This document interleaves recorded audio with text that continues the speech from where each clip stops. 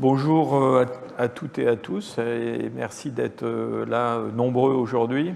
Je me demandais si les frimas du mois de janvier n'allaient pas diminuer l'auditoire, mais apparemment, voilà, vous êtes courageux.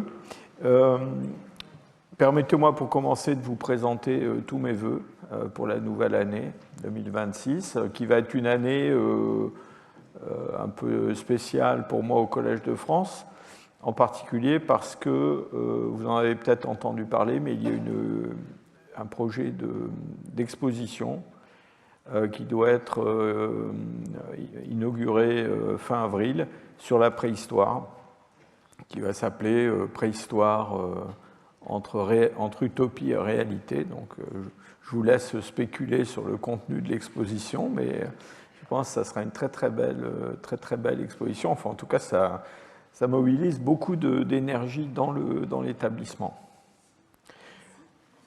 Ici, au Collège de France, là, dans l'atrium et dans les pièces qui sont autour, alors c'est pas une exposition gigantesque, mais je pense qu'il y aura des choses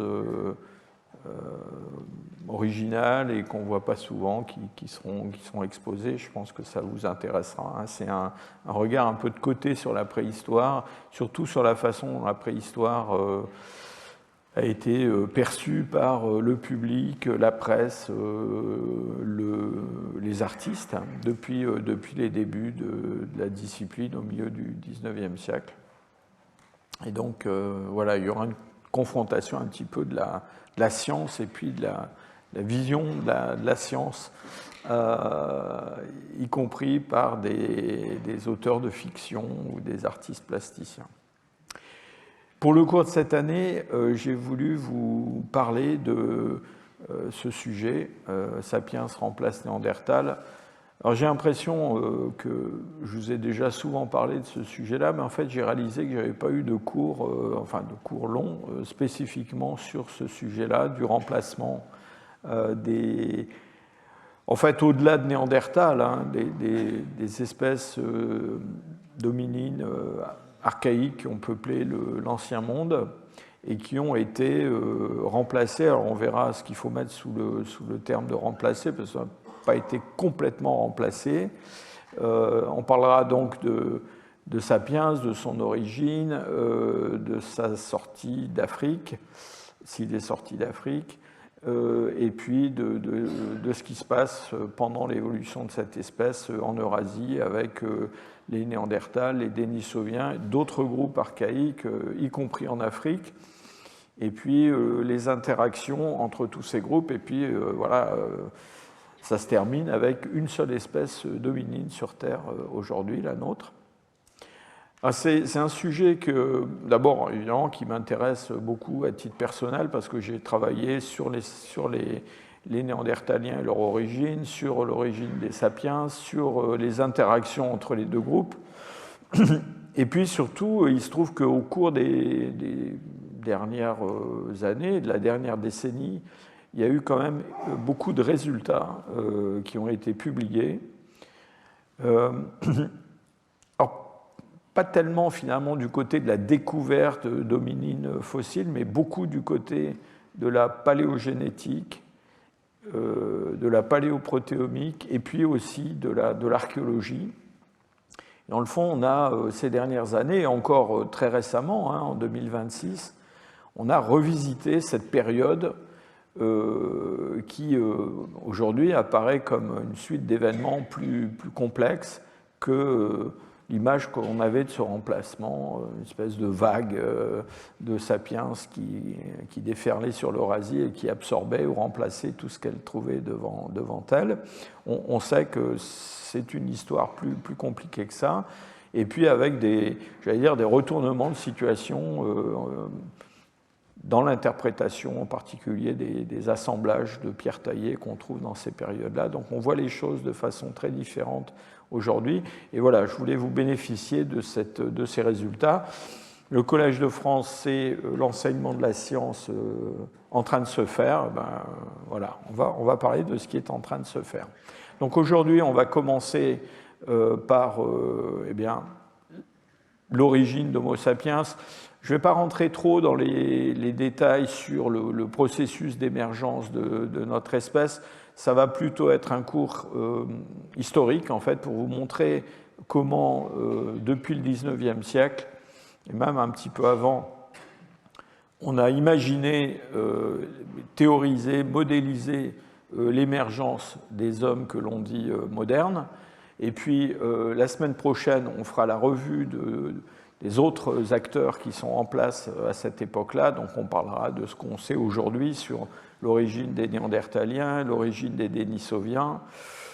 Est-ce qu'en Afrique, on a d'autres groupes que des Homo sapiens? C'est ce qui va nous occuper. Et puis, on parlera ensuite du processus de sortie, enfin d'émergence et de sortie d'Afrique de notre espèce. À la fin du mois de janvier, on va avoir un cours sur l'arrivée des Homo sapiens dans les moyennes latitudes de l'Eurasie. Et là, c'est sûrement le sujet sur lequel il y a eu le plus d'avancées au cours même des 2-3 dernières années, hein, avec des sites qui ont livré des résultats tout à fait surprenants. On parlera ensuite de la question de l'hybridation entre tous ces groupes, puisque c'est un sujet, vous le savez, qui occupe beaucoup les paléanthropologues. Et puis pour le dernier cours, j'appréhende le dernier cours, on essaiera quand même de discuter un petit peu du pourquoi et du comment de ce remplacement, qui est quand même l'événement, de mon point de vue, l'événement le plus important de l'évolution humaine du dernier million d'années, et peut-être même de l'évolution des hominines tout court, puisque voilà, on a complètement changé de monde, passé d'un monde de diversité de ces hominines à un monde où une seule espèce a pris un peu le contrôle de la planète. Alors commençons donc par les modèles d'origine tels qu'on les a imaginés pour l'Homo sapiens. Alors d'abord le terme d'Homo sapiens, je l'ai déjà évoqué dans des cours il y a quelques années de ça. Le terme d'Homo sapiens, c'est un terme qui a été proposé par le Carl Linné. Donc Carl Linné, c'est un naturaliste suédois, hein, qui vit à cheval sur le 19e et le 18e enfin la fin du XVIIIe siècle, excusez-moi, et qui va compiler toutes sortes d'informations sur le monde vivant, une espèce de... Il produit cet ouvrage, hein, qui s'appelle Systema Naturae, en latin, où il fait la revue de toutes les espèces vivantes qu'on connaît à son époque. Et c'est un ouvrage très important à des tas de points de vue, en particulier parce qu'il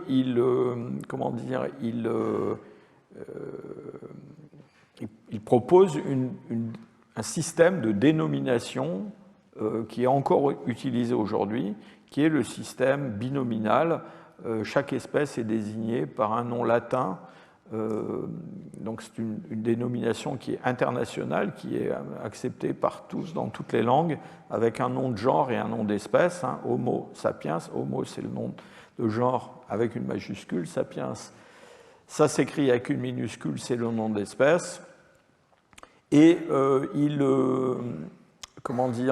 donc il met en œuvre ce système. Alors ce système de dénomination des espèces lui-même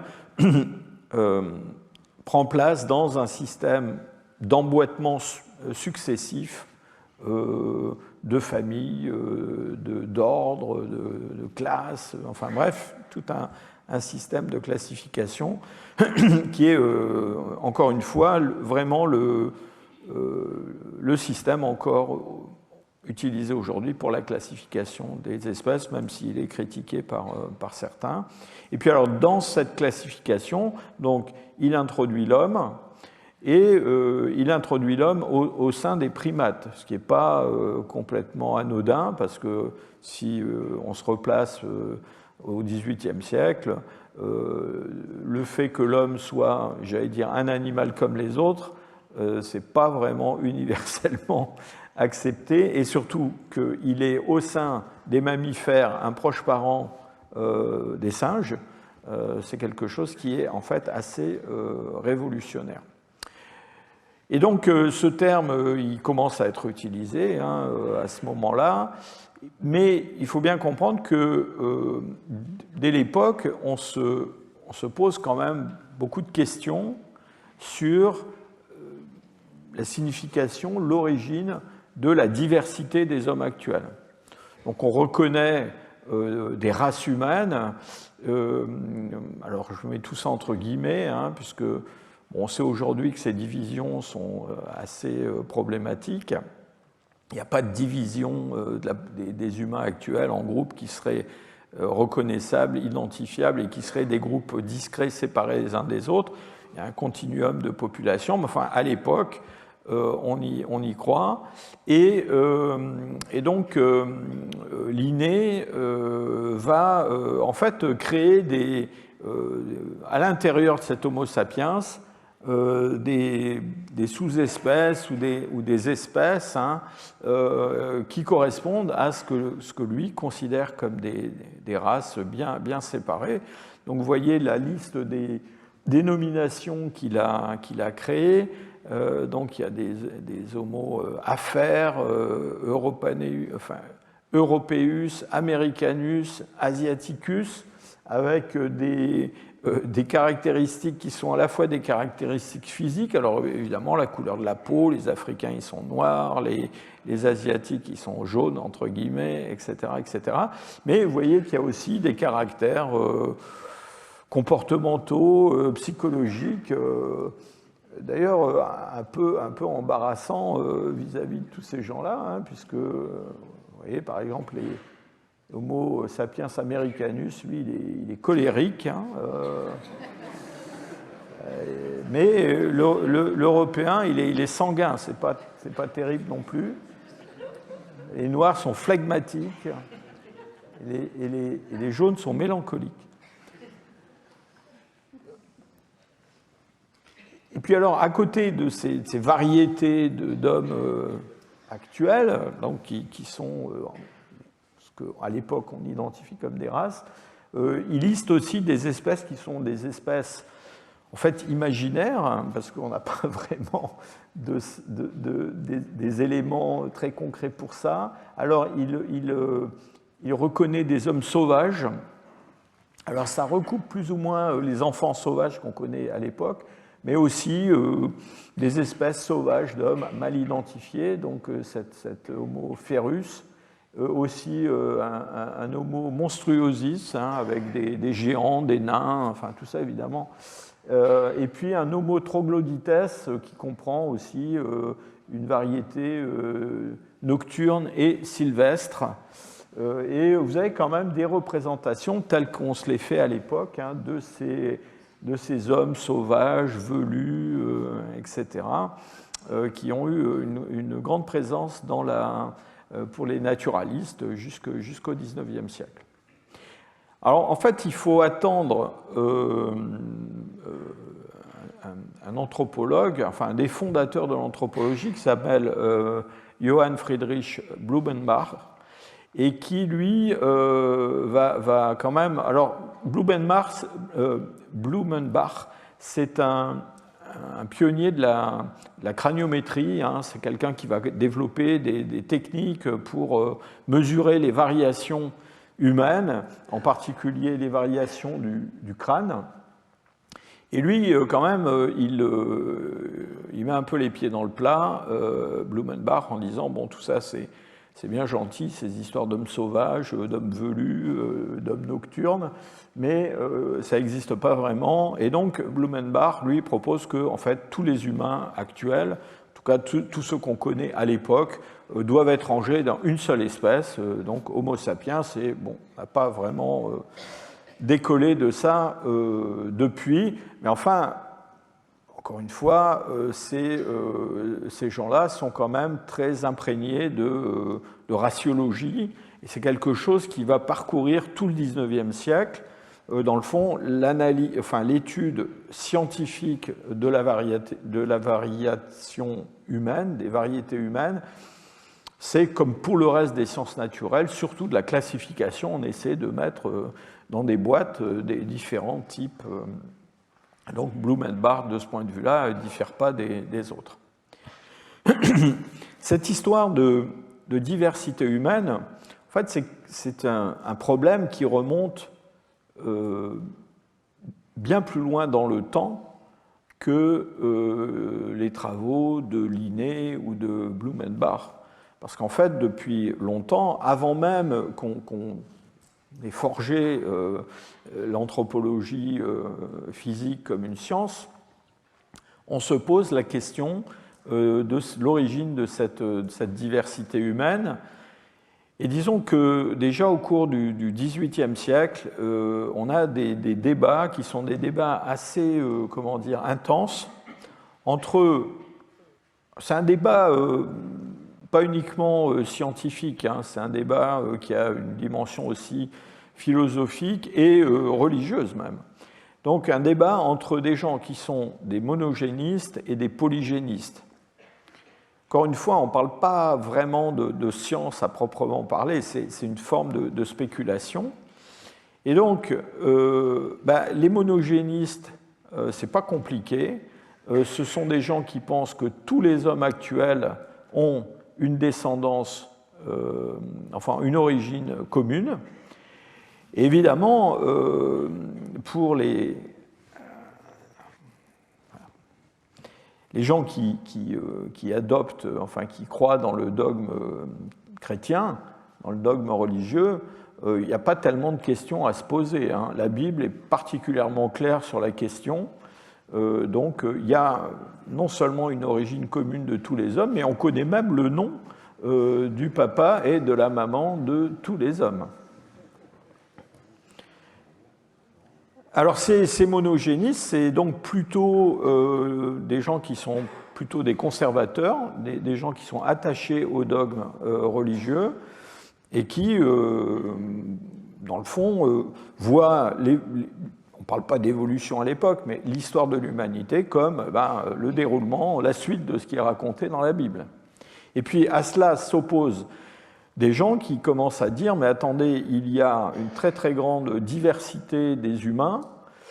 En plus, je parlais de raciologie, on peut parler aussi de racisme, hein, donc il y a quand même pas mal de gens qui disent « c'est quand même pas possible que tous ces gens qui habitent d'autres continents, qui sont quand même un peu bizarres, ils aient la même origine que nous. » Et donc, on imagine une origine différente pour toutes ces races qu'on a cru reconnaître dans le monde. Et quand je dis une origine différente, c'est une origine au sein d'espèces différentes de l'Homo sapiens.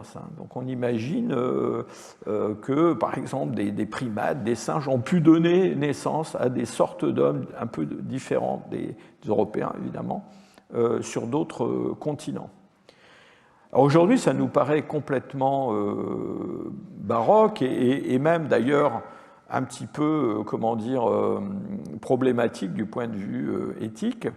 Mais il faut bien comprendre que à la fin du XVIIIe siècle et pendant une grande partie du XIXe siècle, tout le XIXe siècle, ces polygénistes, ce sont les progressistes en fait. Hein. Ce sont, on va le voir à la fin du XIXe siècle, c'est la gauche, si vous voulez, qui est polygéniste. Hein. Et les cathos de droite, eux, ils sont monogénistes. Hein. Donc un exemple de polygénisme absolument échevelé, c'est Voltaire. Et Voltaire, lui, il pense que la religion est une calamité, et donc, j'allais dire, il est naturellement porté au polygénisme. Alors, je vous renvoie, vous pouvez aller faire des recherches sur Internet sur diverses citations assez terribles, pour ne pas dire horribles, de Voltaire sur ce qu'il pense des gens qui vivent sur d'autres continents. Mais pour lui, alors j'ai mis une de ces citations-là, il dit « Dans 100 ans, on ne parlera plus de la Bible, elle aura disparu, donc toutes ces histoires d'Adam et Ève, de monogénisme, c'est vraiment de la rigolade, et on n'en parlera plus. » Et donc ça, c'est la position dans laquelle, dans le fond, le monde scientifique, le monde qui croit dans le progrès, va s'engager. Et à la fin du XIXe siècle, on a le développement de l'anthropologie qu'on appelle à l'époque l'anthropologie physique, encore que à cette époque-là, il y a une volonté d'intégrer des aspects physiques, biologiques, et puis des aspects comportementaux, des aspects culturels. On a la première société d'anthropologie qui est créée à Paris par Paul Broca en 1859. Et puis à Londres, on a une société qui s'appelle Anthropological Society of London, qui est le pendant de la Société anthropologique de Paris, avec, encore une fois, une prédominance de ces considérations, entre guillemets, progressistes et polygénistes, et même, franchement, racistes dans de nombreux cas. Alors, il y a quand même des gens qui font de la résistance, si je peux dire. Voilà un anthropologue français de la fin du XIXe siècle. On va en reparler tout à l'heure parce qu'il a été impliqué dans la description de certaines découvertes de fossiles humains. Mais Quatrefages, voilà, c'est quelqu'un qui est, lui, qui est, pour le coup, qui est monogéniste et qui s'oppose à ces polygénistes. Encore une fois, il est monogéniste surtout parce que, du point de vue philosophique et politique même, il est plutôt conservateur, il est attaché à sa foi chrétienne, et donc pour lui, quand même la source biblique est difficilement contestable. Alors on trouve au sein des monogénistes, on va trouver quelqu'un qui est, en fait, lui quand même, alors non seulement un progressiste, mais même un révolutionnaire, qui est Darwin. Et Darwin, dans La descendance de l'homme en 1871, s'exprime déjà sur la question de l'évolution humaine. C'était bien gardé de parler d'évolution humaine dans l'origine des espèces. Il savait bien que c'était un sujet un peu problématique. En plus, ça fâchait sa femme. Donc il avait un peu éludé la question, mais en gros, il dit assez clairement dans la descendance de l'homme en 1871 qu'il n'y a pas plusieurs espèces humaines actuelles et que cette opposition entre monogénistes et polygénistes n'a pas vraiment lieu de tenir place. Et lui, il se range clairement du côté d'une origine commune à tous les hommes. Et d'ailleurs, de façon très intéressante, il place cette origine en Afrique, donc une espèce de prémonition, puisque en fait, honnêtement, en 1871, on a absolument zéro fossile en Afrique, on ne sait pas du tout ce qui s'y passe, mais il imagine une origine africaine des humains, ou de leurs ancêtres très lointains, essentiellement à cause de la proximité que lui voit entre les grands singes africains, le chimpanzé, le gorille, et puis les humains. Et donc, il pense que les formes ancestrales des humains ont dû évoluer en Afrique. Alors, une bonne partie des supporters de Darwin se rangent donc finalement du côté du monogénisme, et ce qu'on va appeler plus tard le monocentrisme. Et en particulier, c'est le cas de Thomas Huxley en Angleterre. Vous savez, Huxley, c'est le naturaliste qui a été, je crois qu'on l'a nommé le bulldog de Darwin. Hein. C'était vraiment quelqu'un qui défendait très ardemment les idées de Darwin. C'est intéressant, hein, parce que la famille Huxley, c'est une dynastie de gens. Donc il va y avoir, dans la descendance d'Huxley, il va y avoir un généticien très connu au début du XXe siècle qui va s'appeler Huxley. Et puis le Aldous Huxley du meilleur des mondes, hein, c'est la descendance d'Huxley. Donc c'est assez intéressant de voir que cette famille s'est toujours intéressée à la question de l'évolution humaine passée, mais aussi future. Alors, parmi ces supporters de Darwin, il y en a un qui a, en Allemagne, à Jena, et qui s'appelle Ernst Haeckel. Si vous allez un jour à Jena, on vous parlera beaucoup de la bataille célèbre hein, et de Napoléon. Certains restaurants vous servent un plat avec des petits drapeaux français plantés dedans, ce qui montre que les Allemands ne sont pas si rancuniers que ça, finalement. Mais il y a vraiment quelque chose à visiter absolument à Jena, c'est le musée de Haeckel, Ernst Haeckel, avec ses collections, c'est sa maison en fait, hein, où il a habité, qui est vraiment un endroit extraordinaire. Alors Haeckel, c'est un naturaliste de génie, hein. Il a balayé tout un tas de domaines de la biologie. Il a créé une quantité inouïe d'espèces, en particulier d'organismes marins. Il s'est beaucoup intéressé aux micro-organismes marins. Il y a des publications magnifiques de Haeckel avec des planches en couleur où il montre les radiolaires, les diatomées, toutes sortes de choses. C'est vraiment l'époque des grandes expéditions où on part en Afrique, en Amérique du Sud ou ailleurs pour récolter des tas d'échantillons. Donc là, le voilà dans une mise en scène assez amusante avec son assistant qui s'appelait Nikolai Mikouho Maklay aux îles Canaries en 1866. Donc, il se promène de par le monde et il crée des milliers d'espèces, je vous ai dit en particulier d'organismes marins. Et alors, Haeckel a pris parti pour Darwin à une époque où les idées de Darwin sont quand même assez combattues par certains. Alors, il a pris parti, si je peux dire, pour l'évolution humaine. Alors maintenant, en ce qui concerne l'origine des humains, là, il a des idées quand même qui sont un petit peu différentes de celles de Darwin. C'est difficile de dire si Haeckel est un monogéniste ou un polygéniste, parce que, en fait, il est très influencé par un ami linguiste qu'il a à Jena, qui s'appelle August Schleicher. Et Schleicher a toute une théorie sur l'apparition des langues parlées par les hommes.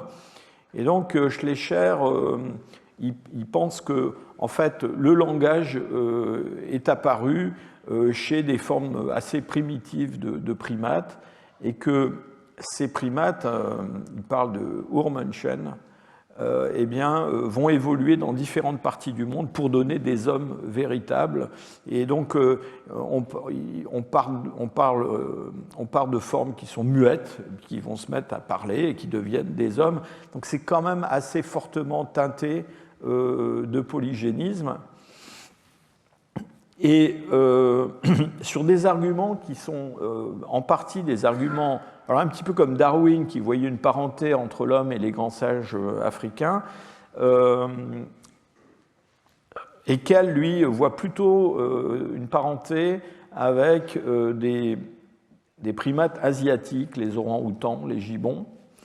C'est lié à des considérations sur le développement embryonnaire. Enfin bref, il a des idées assez marquées là-dessus.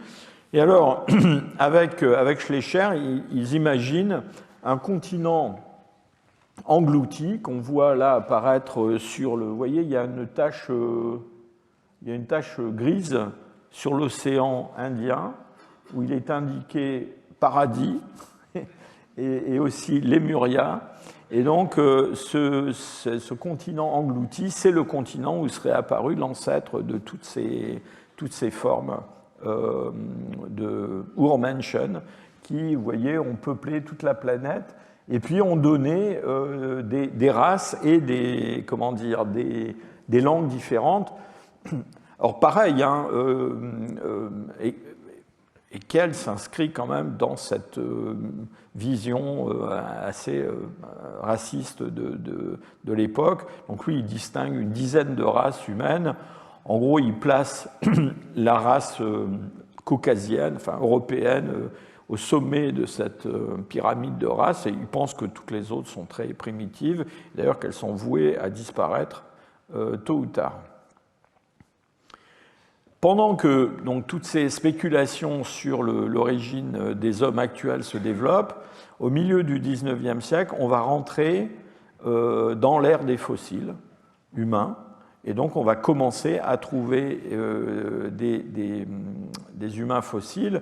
Donc 1856, c'est la découverte du premier homme de Néandertal reconnu comme tel, mais en fait on avait déjà trouvé des restes d'hommes de Néandertal en Belgique en 1830, à Gibraltar, c'est celui qui est représenté sur cette photo en 1848.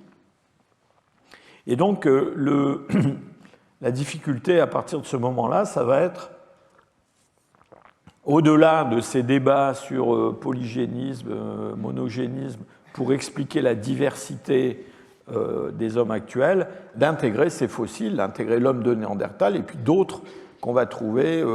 On va trouver les premiers Homo erectus à la fin du XIXe siècle. Et donc, on va avoir si je peux dire, cette difficulté supplémentaire. Et de fait, dans la deuxième moitié du XIXe siècle, on se met à trouver des vestiges humains qu'on va essayer d'intégrer dans ces schémas. Ce n'est pas tant qu'on cherche des fossiles humains. Alors, dans le cas de l'Homo erectus, Dubois, qui est le découvreur des premiers Homo erectus en Indonésie, lui était vraiment parti là-bas avec en tête l'idée de trouver le chaînon manquant. Mais surtout, ce qui se passe dans la deuxième moitié du XIXe siècle, c'est qu'avec l'apparition de la préhistoire et l'engouement auprès du public, du public éduqué, de ce monde, dans le fond, qu'on avait complètement ignoré jusqu'à présent, il va y avoir une véritable... alors, on peut appeler ça une ruée vers l'os, une ruée vers le silex, mais on a, en gros, dans tous les villages d'Europe, des instituteurs, des curés, des médecins qui vont le dimanche avec leurs enfants ou les enfants des autres faire des trous dans les grottes qui sont là-bas derrière le moulin, derrière l'église. Et donc il y a même une forme de pillage absolument invraisemblable qui se développe, avec des fouilles généralement faites un peu n'importe comment, et qui vont donc mettre à jour des quantités incroyables de silex, dont les collections, les musées sont remplis de ces collections qui, en grande partie, sont découvertes à cette époque-là. Et donc, pendant toutes ces fouilles un petit peu plus ou moins sauvages, qui sont menées par des amateurs, il n'y a pas vraiment de professionnels à l'époque, on va trouver des restes humains. Alors, je vous ai parlé de l'homme de Néandertal, on va en trouver en Belgique. Peu à peu, cette idée d'homme de Néandertal va être acceptée, mais on va trouver aussi des restes d'Homo sapiens qu'on va essayer de raccrocher à cette classification des races que l'on a établie au XIXe siècle. Alors, la première de ces découvertes, c'est une découverte qui a lieu en Dordogne, pas très loin du village des Hésies, et c'est la découverte de ce fameux homme de Cro-Magnon. Alors Cro-Magnon, c'est un endroit, c'est un abri sous roche, et cet abri sous roche, il va être éventré par des travaux qui se sont en cours le long d'une voie de chemin de fer entre Périgueux et Agen, donc près des Hésies. Donc la voie de chemin de fer a été inaugurée en 1863, mais quelques années plus tard, on veut, le long de cette voie de chemin de fer, créer une route. Et c'est au cours de ces travaux que, vous le voyez sur le côté gauche de cette vieille gravure, eh bien, les ouvriers vont taper, si je peux dire, dans le remplissage de cet abri. Donc, il y a des, comment dire, des gens que la préhistoire intéresse beaucoup, en particulier Lartet, qui est un géologue et qui est subventionné par un riche mécène anglais qui s'appelle Christie.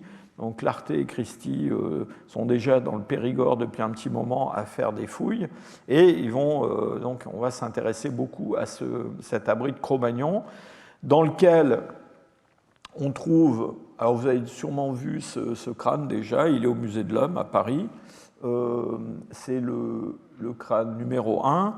En fait, ce qu'on trouve à Cro-Magnon, ce n'est pas juste un crâne, ce sont plusieurs squelettes de plusieurs individus et qui ont l'air d'être dans des sépultures associées avec du matériel archéologique, et pas seulement des outils de pierre taillée, mais aussi des objets de parure comme ces coquillages que vous voyez à droite. Et cette découverte de Cro-Magnon va donner lieu à toute une polémique à l'époque, une controverse entre des gens qui disent ben voilà, c'est l'artisan des industries de ce qu'on appelait à l'époque l'âge du renne, enfin en gros le paléolithique supérieur, ce qu'on appellerait aujourd'hui du paléolithique supérieur, et puis des gens qui sont assez farouchement opposés à cette interprétation, en particulier un des pères fondateurs de la chronologie paléolithique, qui est Gabriel de Mortillet, qui est vraiment un personnage central de la préhistoire à la fin du XIXe siècle. Alors je reviens sur ces considérations un peu politico-idéologiques, mais Mortillet, c'est un anticlérical absolument farouche. Hein. Il s'est fait élire député de Saint-Germain-en-Laye, parce qu'il travaille ce qui est aujourd'hui le musée des Antiquités nationales de Saint-Germain-en-Laye. C'est la France insoumise, hein, Mortillet. Hein, c'est même l'aile gauche de la France insoumise. D'ailleurs, il s'est fait élire une fois, il n'a pas été réélu. Hein. Et il a vraiment des idées assez radicales, et il est très... donc pour lui, ces histoires de sépultures, d'objets de parure, de choses comme ça ne colle pas avec l'image qui se fait de la préhistoire paléolithique. Et donc, en gros, il croit que ce sont des choses beaucoup plus récentes, néolithiques, et il va combattre, en fait, cette découverte de Cro-Magnon. Il va falloir attendre, je crois que c'est 1871 ou 72, pour qu'on trouve un autre squelette dans un site voisin à Laugerie. Alors là, on fait attention, on ne raconte pas que c'est une sépulture, hein, on dit que c'est quelqu'un qui a été écrasé par un rocher, etc.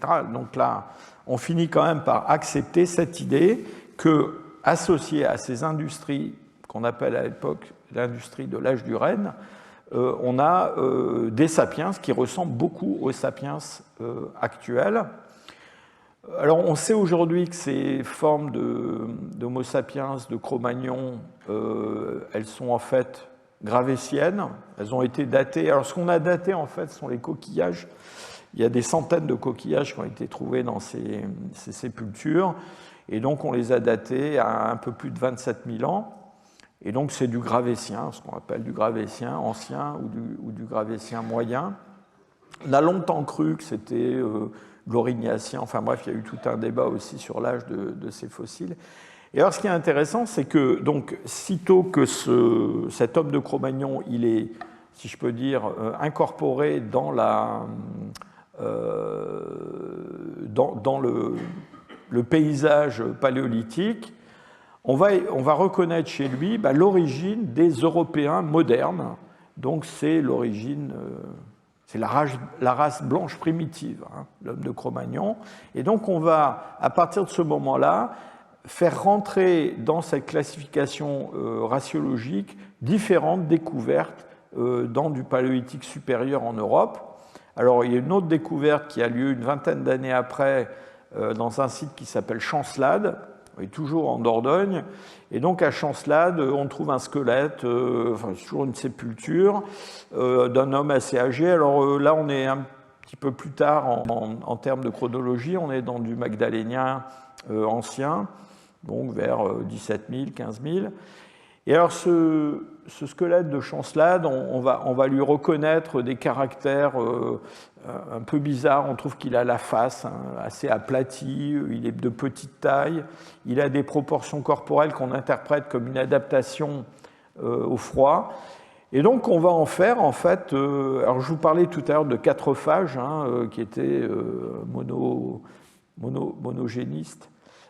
Donc quatrophages et amis produisent des publications sur toutes ces formes fossiles humaines.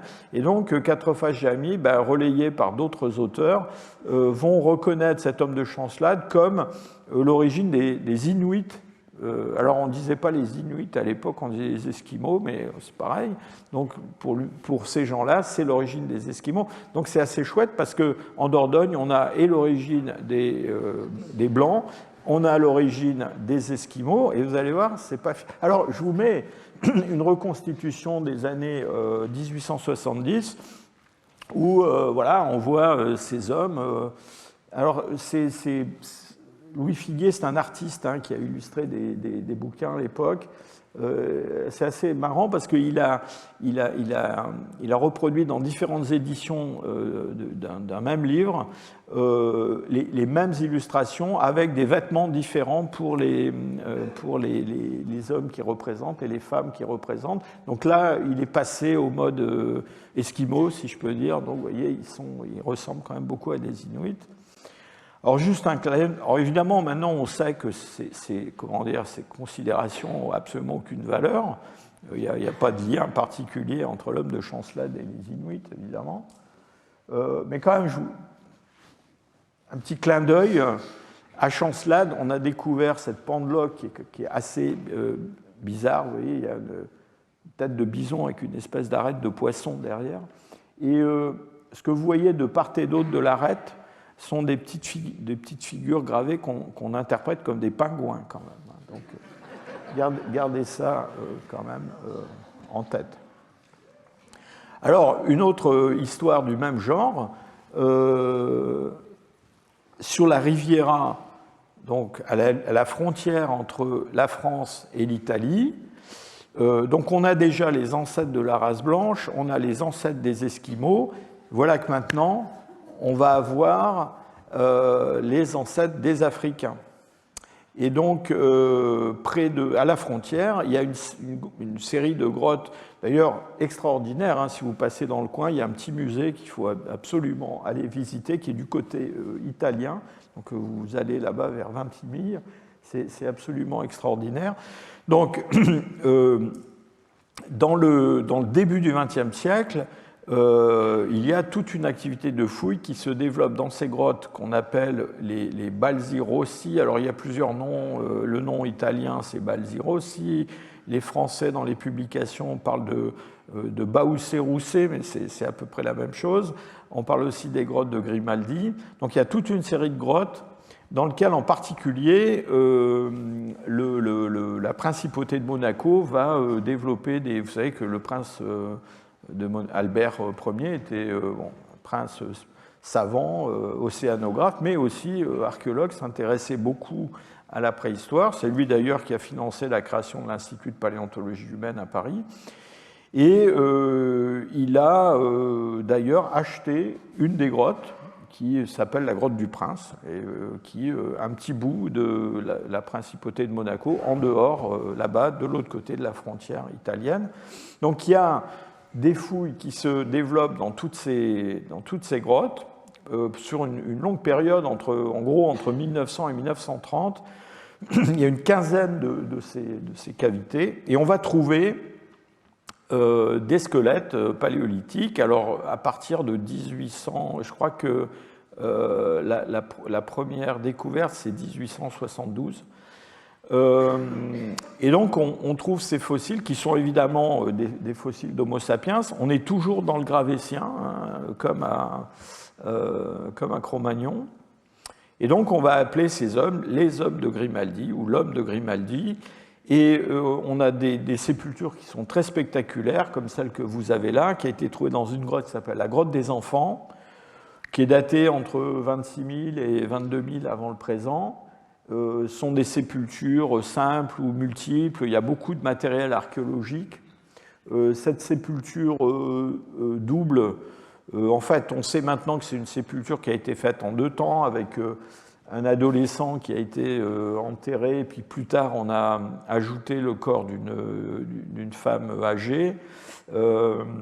L'adolescent, il a quand même une pointe de silex fichée dans la colonne vertébrale, ce qui montre que la vie n'a pas toujours été très douce sur la Riviera.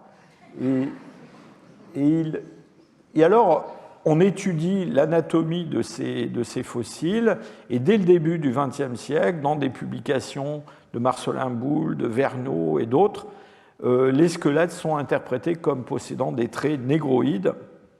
Et donc, on en tire la conclusion que soit il y a des Africains qui sont venus s'installer, il y a très longtemps sur la Riviera, soit peut-être que c'est une zone d'origine. Alors, on ne sait pas trop, est-ce qu'ils sont métissés avec les Cro-Magnons, mais je trouve ça assez étonnant quand même que, dans le fond, dans le début du XXe siècle, on ait un tel degré d'eurocentrisme. C'est-à-dire que non seulement on voit l'origine de notre espèce en Europe, mais on voit même l'origine de différentes, entre guillemets, races qui peuplent le monde dans un tout petit coin du midi de la France, entre la Dordogne et puis Vintimille. C'est quand même assez remarquable. Alors cet eurocentrisme, c'est quelque chose qui va continuer et qui va s'appliquer à différentes périodes du Paléolithique. Alors, à la veille de la Première Guerre mondiale, juste au début de la Première Guerre mondiale, en Angleterre, on va mettre au jour des restes. Alors là, on n'est pas dans le Paléolithique supérieur, on est beaucoup plus loin dans le Quaternaire, mais on va mettre au jour des restes qui sont proposés comme des restes de l'origine très lointaine d'Homo sapiens. Donc là, on n'est plus dans la variation des races, on est vraiment dans le très très ancien. C'est un amateur qui s'appelle Dawson qui trouve ça dans le Sussex. Donc il y a des fragments de crâne. Ces fragments de crâne, ils montrent qu'on a affaire à une forme avec un grand cerveau, assez grand cerveau, mais en même temps des caractères primitifs de la mandibule, qui n'a pas de menton, qui a quand même des dents assez conséquentes. Et ça va, ce fossile, dans le fond, il va coller avec l'idée que l'on se fait de l'émergence lointaine de notre espèce. Pourquoi ? Parce que, dans le fond, c'est quand même un peu le cerveau qu'on met en avant, si je peux dire, quand il s'agit d'êtres humains. Et donc, on a envie de trouver quelque chose qui soit primitif quand même, puisque c'est censé être un ancêtre, un chaînon manquant, mais en même temps qui a un cerveau relativement grand. Et on sait maintenant que ce fossile de Piltdown, en fait, est un faux. Donc c'est un faux fossile qui a été fabriqué par Dawson, évidemment, mais peut-être avec la complicité d'autres personnages. Il y a tout un panel de gens qui ont été, qu'on a soupçonné d'être impliqués dans cette histoire. Donc un paléontologue anglais très connu qui s'appelait Sir Arthur Case, mais j'ose à peine le dire, mais même Teilhard de Chardin, d'autres ont été plus ou moins, peut-être pas à bon escient, mais soupçonnés d'avoir trempé dans l'affaire de Piltdown. Toujours est-il que ce fossile de Piltdown, il correspond tellement bien à ce qu'on attend qu'il va être considéré pendant une génération comme, même plus qu'une génération, comme, dans le fond, la preuve de l'origine en Europe de l'Homo sapiens. Alors vous avez un portrait là de l'homme de Piltdown paru dans un journal londonien de l'époque. Et alors cet homme de Piltdown, il va donner lieu à des quantités incroyables de publications. Il y a plus de 250 publications scientifiques. Donc pour vous dire que c'était quand même pris complètement au sérieux. En fait, on sait maintenant qu'il s'agit d'un crâne récent, probablement néolithique, quelque chose comme ça, qui a été associé avec une mandibule d'orang-outan dont on a limé les dents. Tout ça, ça a été badigeonné avec de la peinture rouge, etc. Et c'est seulement après la Seconde Guerre mondiale, avec des méthodes physico-chimiques, qu'on va montrer que ce fossile n'est pas ancien. D'abord que la mandibule et le crâne ne vont pas ensemble, et puis que c'est quelque chose de récent. Mais encore une fois, ça a eu un impact extraordinaire, et en particulier quand, en 1924, on va trouver le premier australopithèque. Alors l'australopithèque, c'est l'anti-homme de Piltdown, hein. Il a une denture qui a des caractères qui annoncent les humains, mais il a un tout petit cerveau.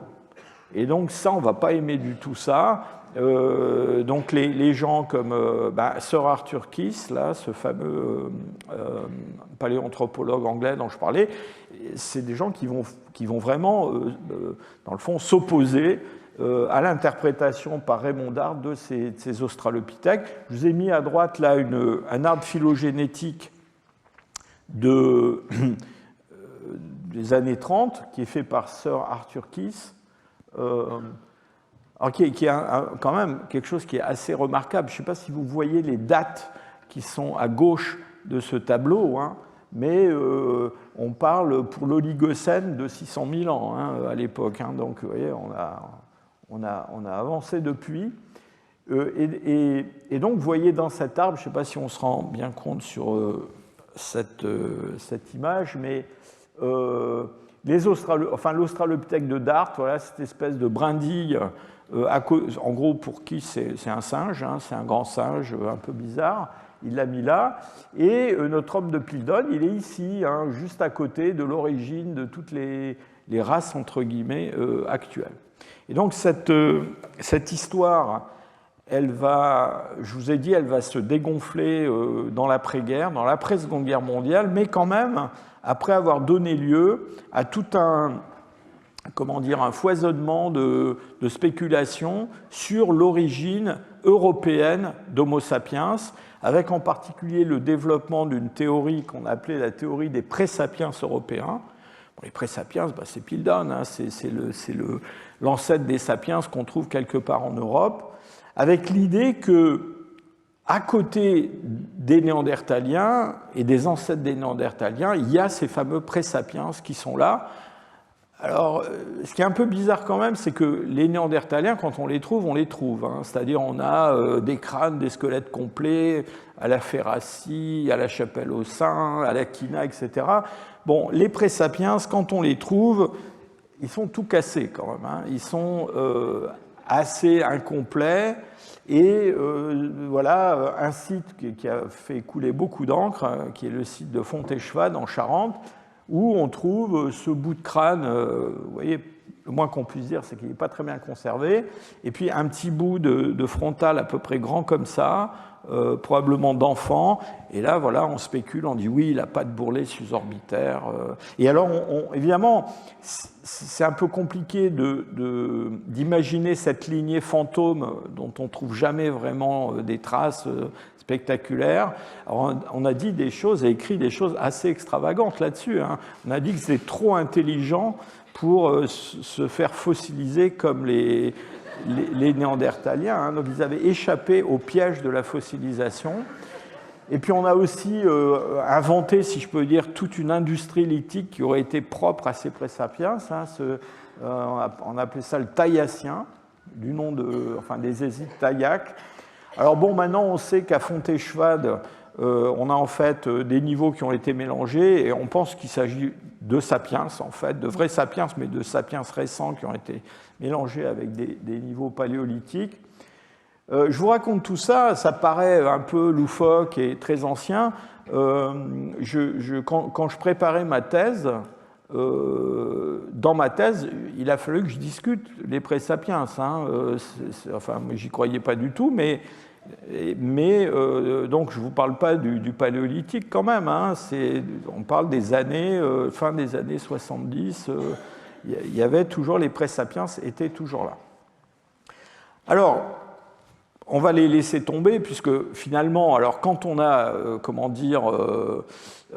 montré que Piltdown c'était un faux, bon là, les présapiens ont fait flop, on a abandonné ça.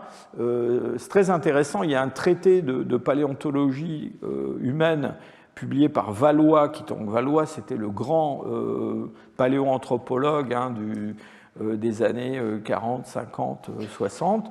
Et donc, il y a ce traité dont j'ai un exemplaire de paléontologie humaine dans lequel il y a tout un chapitre sur les présapiens.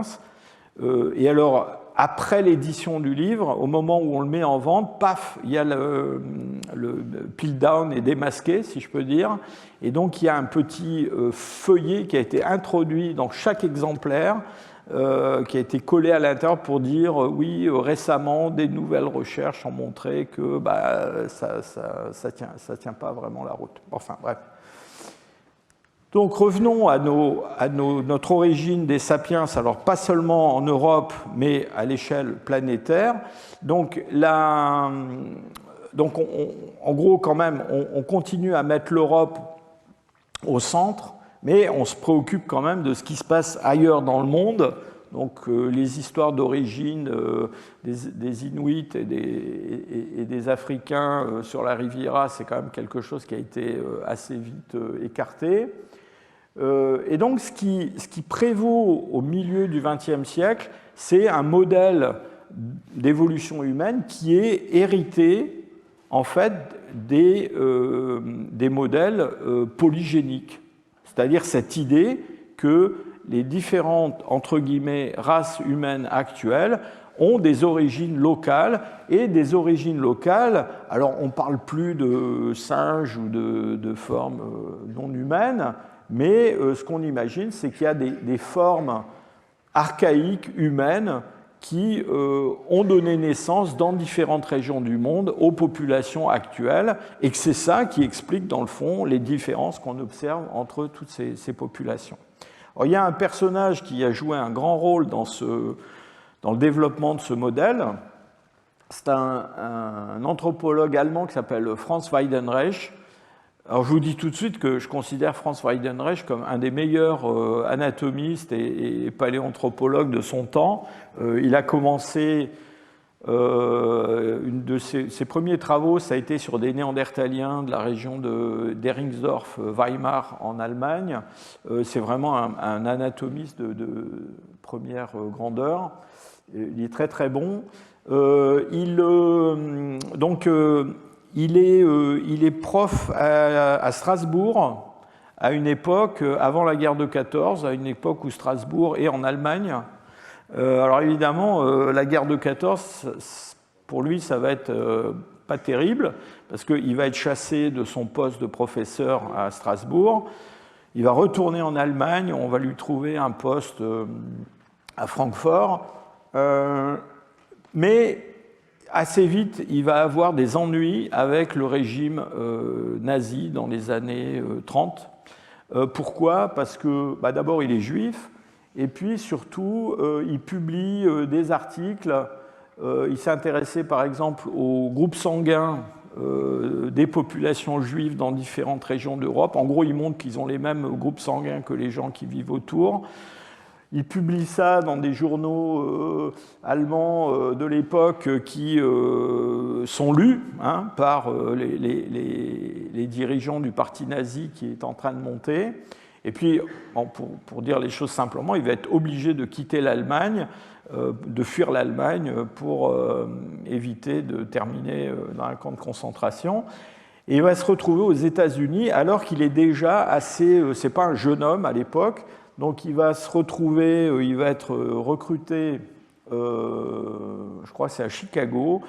Il se retrouve là-bas, il ne parle pas un mot d'anglais, il est complètement comme un poisson hors de l'eau, il ne sait pas trop comment il va survivre. Et puis on lui propose de travailler en Chine, parce qu'en Chine, il y a une très grande fouille qui a démarré près de Pékin, dans un site qui s'appelle Zhugudian, où on trouve des Homo erectus, et ces Homo erectus, à l'époque, on les dénomme Sinanthropus pekinensis. Hein. Bon, dans la première moitié du XXe siècle, on n'est pas avare de, comment dire, d'espèces nouvelles. Donc cette espèce, elle a été créée par un scientifique canadien qui s'appelait Davidson Black. Et Davidson Black meurt de façon assez inattendue, assez jeune. Et donc on va proposer à Weidenreich de venir en Chine pour suivre ces fouilles et étudier le matériel qui sort de ces fouilles. Ce sont des fouilles financées par une fondation américaine. Et donc, Weidenreich, juste à la veille de la Seconde Guerre mondiale et pendant la Seconde Guerre mondiale, va publier une série de monographies absolument extraordinaires. Quand j'étais étudiant, je lisais ça, ça me déprimait parce que je me disais je ne pourrais jamais faire aussi bien que ça.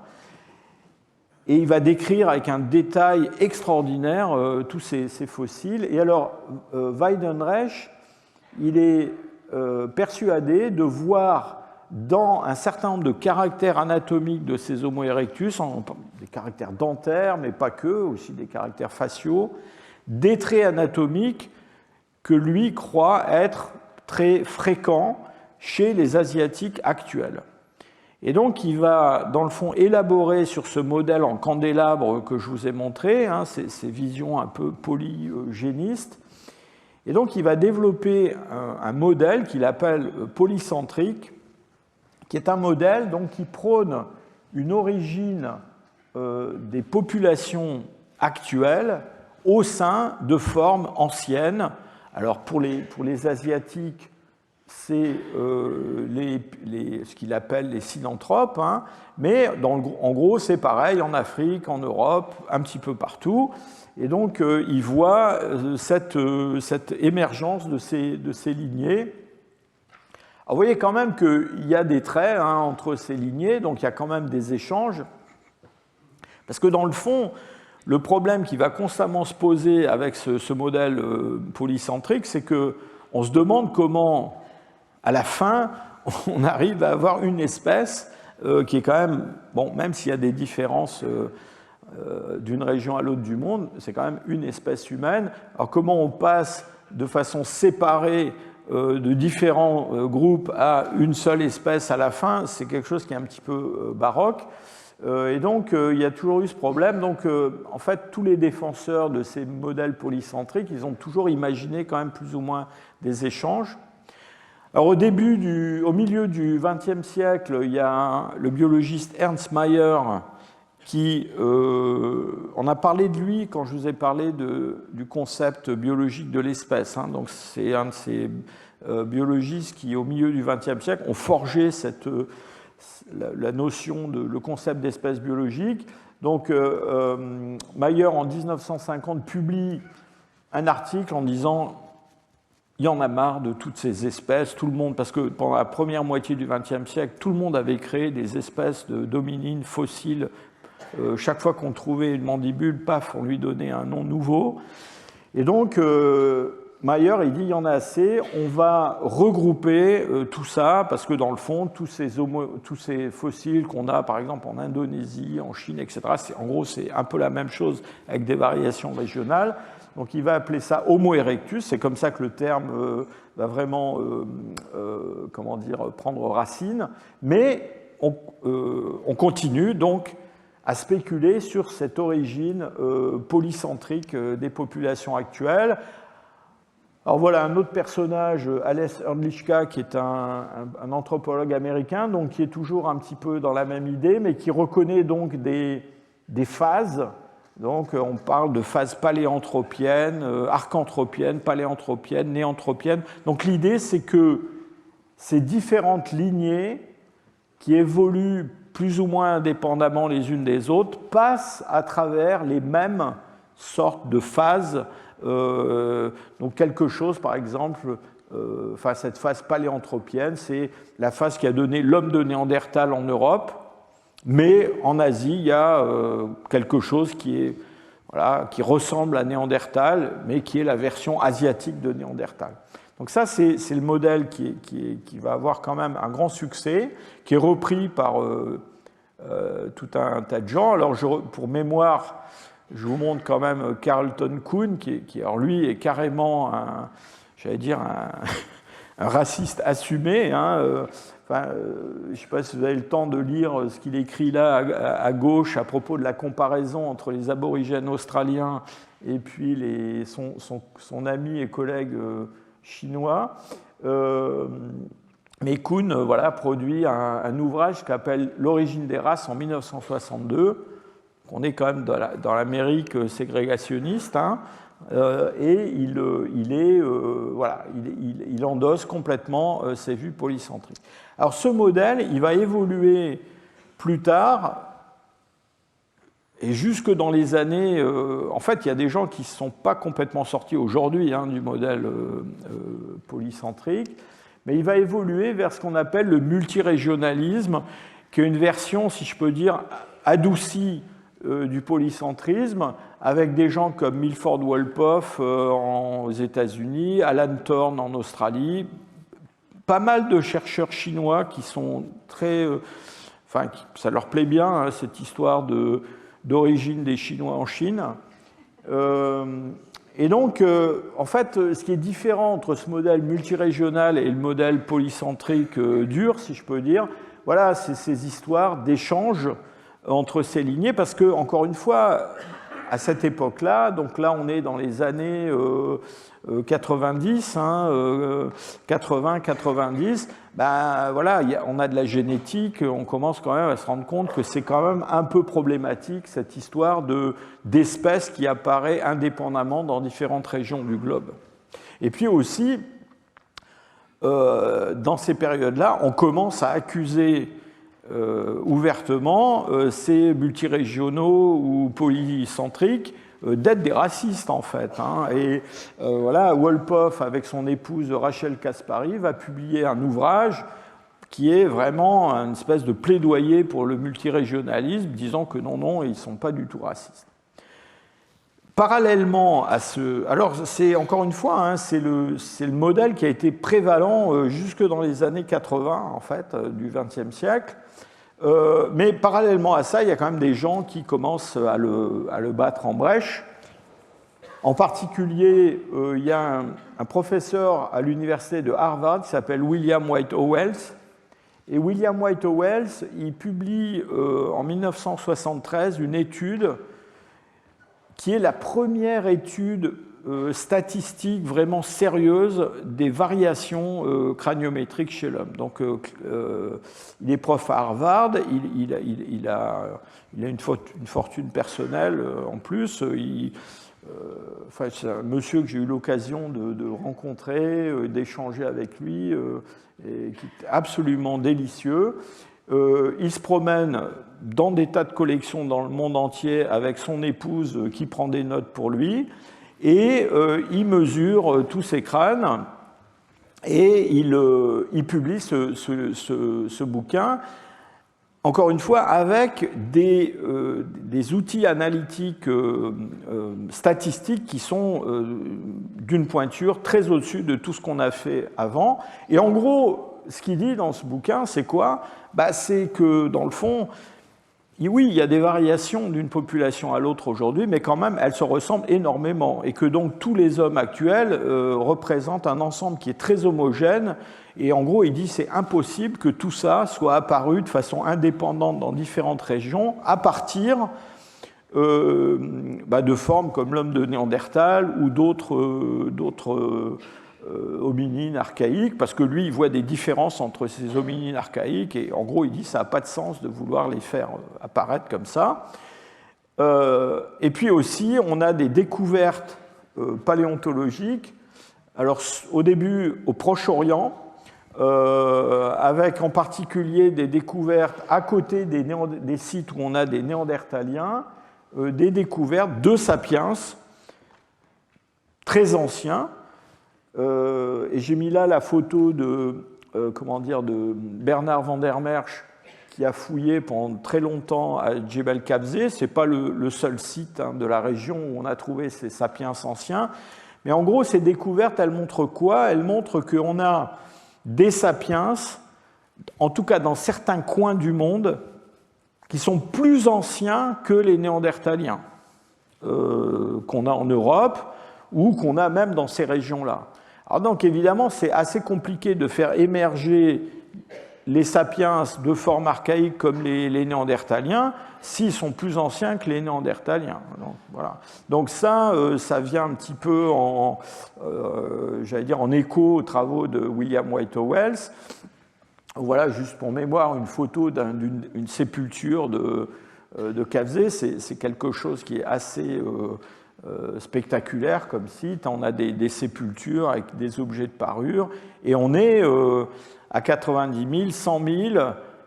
Il y a un autre site qui s'appelle Mugaret School où on est à 125 000, 130 000. Donc on est très très avant les Néandertaliens terminaux qu'on a en particulier en Europe. Et donc tout ça, ça va créer une espèce de bouillon de culture.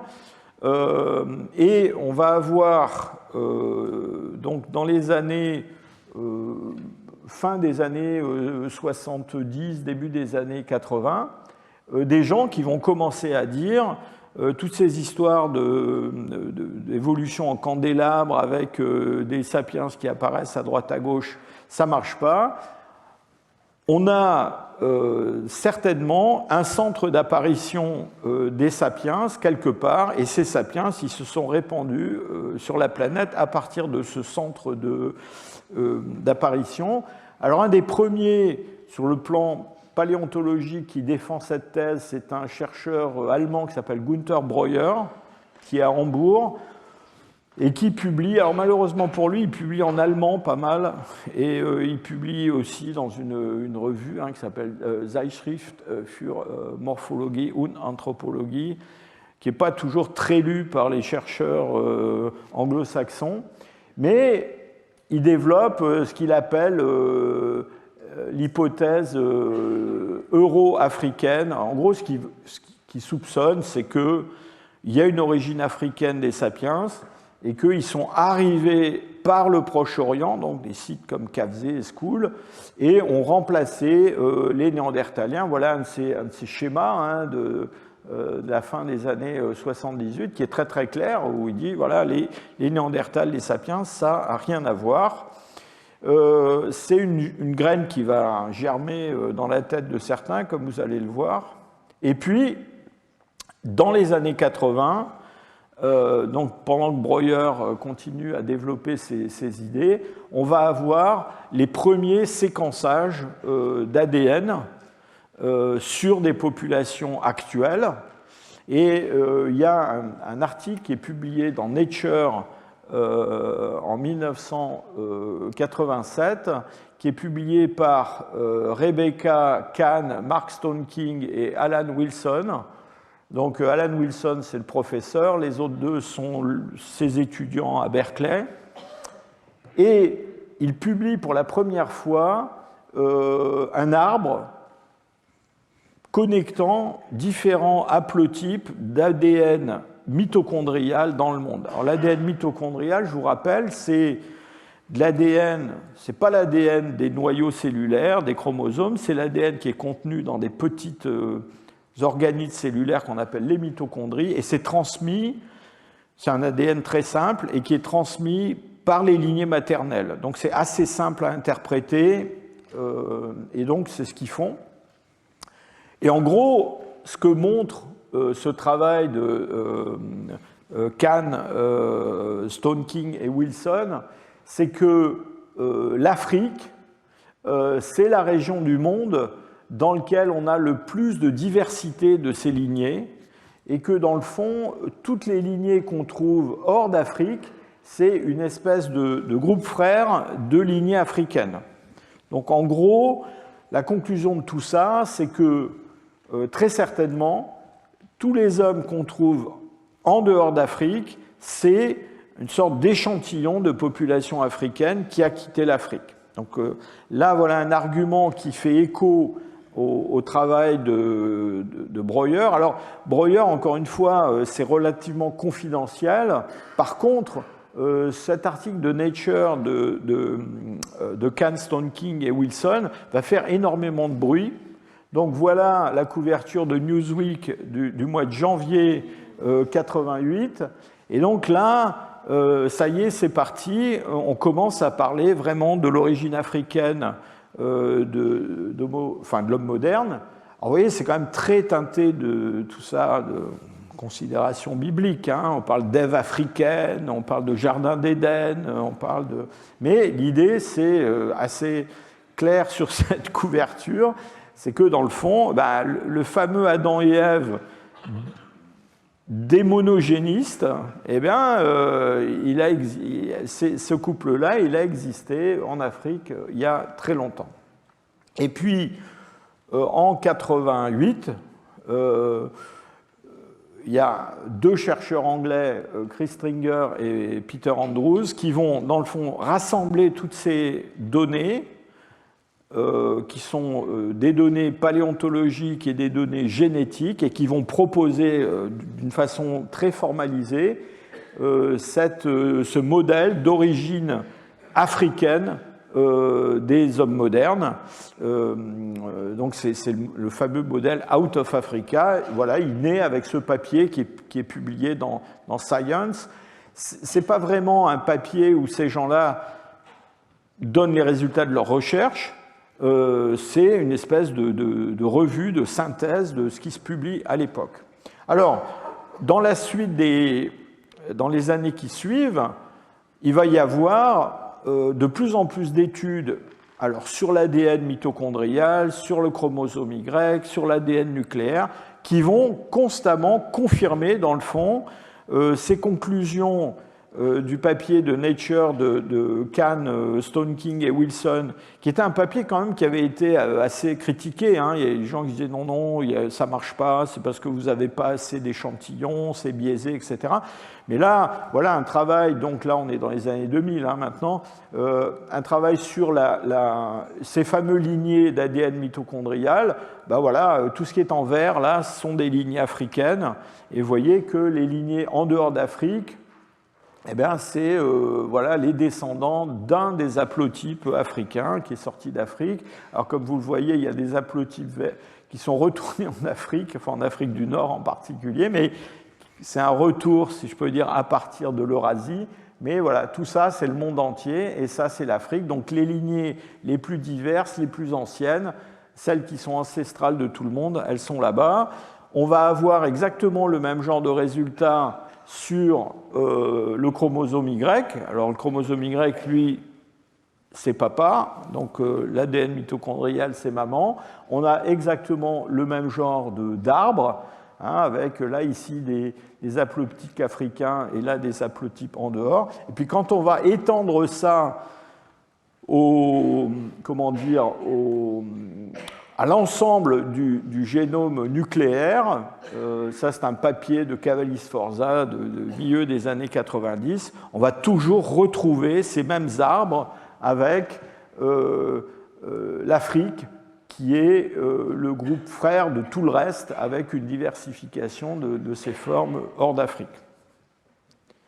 Alors, il y a eu des tas d'études depuis, on pourrait passer des heures à parler de ça, qui ont confirmé ces résultats. Juste comme ça, au passage, je vous montre quand même une chose tout à fait remarquable. Alors, on ne parle pas ici de phylogénie, on regarde juste la diversité génétique de différentes populations. Et donc, ce qu'on a montré, c'est que quand on s'éloigne de l'Afrique, on mesure en kilomètres combien de distance il faut parcourir par voie terrestre, eh bien, on a une baisse de la diversité génétique, c'est ce qu'on voit sur ce diagramme. Donc les populations où la diversité génétique aujourd'hui est la plus faible, c'est les populations qui sont les plus loin de l'Afrique, là-bas en Patagonie ou dans des îles au milieu du Pacifique.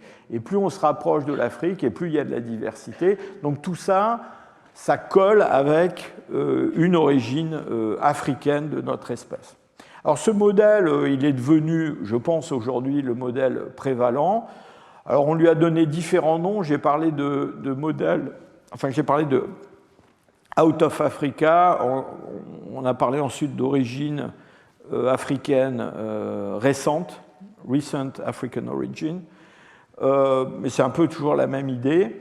Ce qui s'est passé au cours des dernières décennies, c'est qu'on s'est rendu compte quand même que même si on avait une origine africaine des populations actuelles, avec un remplacement des populations archaïques locales en dehors d'Afrique, il y avait un petit peu de flux génique entre ces populations archaïques et puis les populations migrantes venant d'Afrique.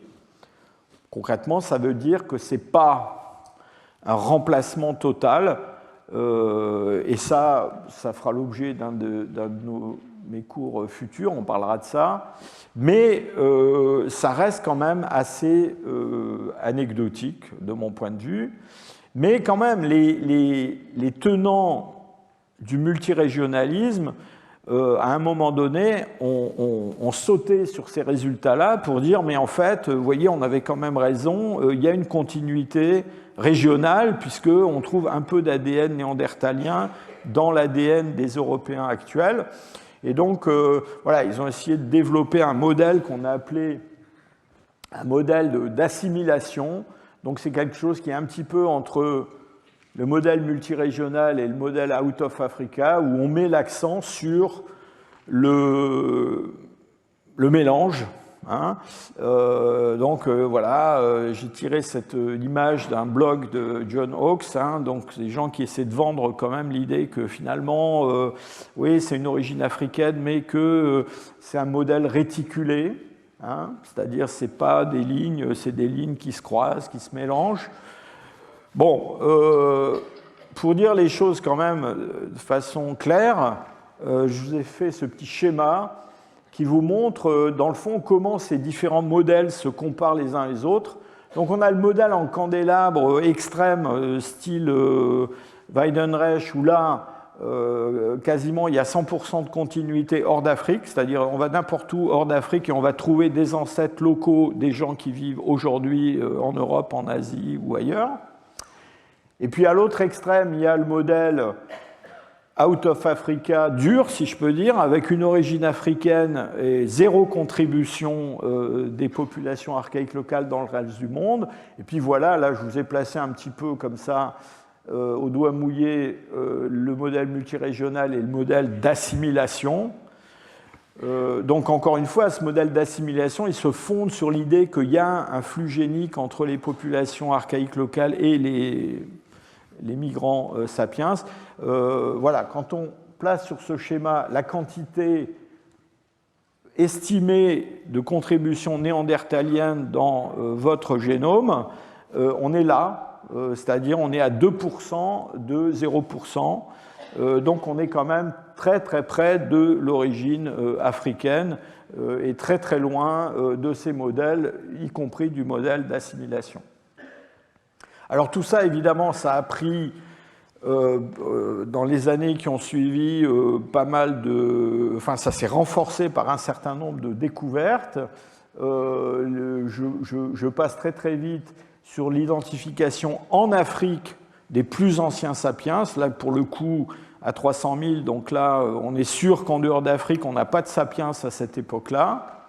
Et puis, toute une variété de fossiles qui ont été découverts alors en Afrique de l'Est essentiellement, mais aussi un petit peu en Afrique du Sud, et qui, dans le fond, documentent cette évolution au sein de l'Afrique et avant une sortie d'Afrique. On verra les conditions de cette sortie d'Afrique dans un cours suivant. Donc une documentation paléontologique très robuste qui soutient ce modèle d'origine africaine. On a pas mal de, de gens qui travaillent alors, sur des données génétiques ou paléogénétiques et qui, dans le fond, essaient de voir comment, en Afrique, a évolué notre espèce, avec l'idée qu'on a sans doute on a affaire à ce qu'on appelle des populations structurées, c'est-à-dire plusieurs grandes populations d'Homo sapiens qui ont sans doute échangé entre elles des gènes, des innovations. C'est un modèle qui est, j'ose à peine le dire, une espèce de multirégionalisme à l'intérieur de l'Afrique. bon, c'est tentant, c'est possible. Il faut dire qu'on n'a quand même pas suffisamment de données paléontologiques et archéologiques pour vraiment identifier ces différentes lignées qui auraient évolué les unes à côté des autres pendant plusieurs centaines de milliers en Afrique. C'est plutôt des arguments d'ordre génétique. Donc, bon, voilà, la conclusion de tout ça, c'est que aujourd'hui, le modèle qui prévaut, c'est quand même un modèle d'évolution, enfin de divergence entre le continent africain et puis l'Eurasie pendant plusieurs centaines de milliers d'années, avec au final une sortie. Et on verra que cette sortie d'Afrique de notre espèce, en fait, ce n'est pas une sortie, ce sont des sorties, même s'il y en a une qui est la bonne, si je peux dire, et qui va vraiment entraîner notre espèce partout à la surface de la planète, dans des régions comme l'Australie où il n'y avait jamais eu d'hominines auparavant, dans les Amériques, surtout après la colonisation des hautes latitudes de l'Eurasie. Et évidemment, on discutera de ça énormément, la question de l'interaction entre ces migrants africains et puis les Néandertaliens, les Denisoviens. Vous verrez qu'il y a aussi, on se pose la question de savoir si au sein d'Afrique, il n'y a pas à côté des sapiens aussi des équivalents, si je peux dire, des Néandertaliens ou des Denisoviens qui sont quelque part dans certains coins d'Afrique. Donc on verra tout ça en détail dans les cours suivants. Voilà, c'est à peu près tout ce que je voulais vous dire aujourd'hui sur cette question des modèles d'apparition d'Homo sapiens. Alors, normalement, je ne donne pas de devoir à faire à la maison. Mais, exceptionnellement, vous pouvez aller ce soir sur Internet, vous regardez le sommaire de la revue Nature, et normalement, depuis à peu près 1h30, il y a un nouvel article qui a été mis en ligne, que j'ai co-signé avec un grand nombre d'auteurs, vous voyez, on est 29, et qui parle de l'origine d'Homo sapiens, justement, en Afrique, à un horizon qui est très lointain du point de vue chronologique. Donc là, on ne parle pas de sapiens anciens, on parle des ancêtres des sapiens. C'est le peel-down africain, si vous voulez, mais là, c'est un vrai, ce n'est pas un faux, on ne l'a pas fabriqué. Et donc, je pense que vous en entendrez parler dans la presse dans les jours qui viennent. Mais je vous recommande quand même, en rentrant chez vous, d'aller regarder cet article. Et puis, on en reparlera sûrement la prochaine fois. Merci.